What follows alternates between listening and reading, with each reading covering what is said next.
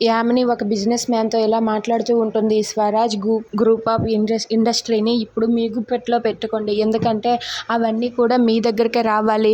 ఇప్పుడు మీరు నేను చెప్పినట్టు చేస్తే మీకు చాలా డబ్బు ఇస్తాను, అర్థమవుతుంది కదా అంటూ అతనితో డీల్ మాట్లాడుతూ ఉంటుంది. ఇక ఆ స్వరాజ్ గ్రూప్ ఆఫ్ ఇండస్ట్రీని తన సొంతం చేసుకోవాలని, తన గుప్పెట్లో పెట్టుకోవాలని అనుకుంటుంది. ఇక దానికి ఆ డీల్కి అయితే అతను ఒప్పుకుంటాడు. ఇక అతనితో యామిని చేతులు కలుపుతుంది. ఇంతలో కావ్యకి రాజు అయితే కాల్ చేస్తాడు. కళావతి గారు, ఏంటి కళావతి గారు, నేను వచ్చేసరికి మీరు అలా వెళ్ళిపోయారు అని చెప్పి అంటూ ఉంటాడు. దాంతో కావ్య అయితే మీరు ఏం చెప్తాననుకున్నారో ఏంటో నాకు అస్సలు తెలియదండి, మీరు ఏం చెప్పాలనుకున్నారో ఇప్పుడు చెప్పండి, ఫోన్లో మాట్లాడితే వినిపిస్తుంది కదా నాకు అని చెప్పి అంటుంది.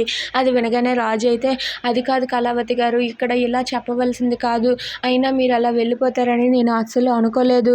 సరేలేండి, రేపు మీకోసం నేను మీ దగ్గరికి వస్తాను, మీ కళ్ళ ముందే దాన్ని చూపిస్తాను అని చెప్పి అంటాడు. అది వినగానే కావ్య అయితే సిగ్గుపడుతూ ఉంటుంది. సరేనండి, మీకోసం నేను ఎదురు చూస్తూ ఉంటాను అని చెప్పి కావ్య అంటూ ఉంటుంది. దాంతో రాజు అయితే నేను నా మనసులో ఉన్న మాట ఏం చెప్పాలనుకున్నానో అది రేపు మీ ముందుకు వచ్చి మీ ముందు ఎక్స్ప్రెస్ చేస్తానని చెప్పి అంటాడు.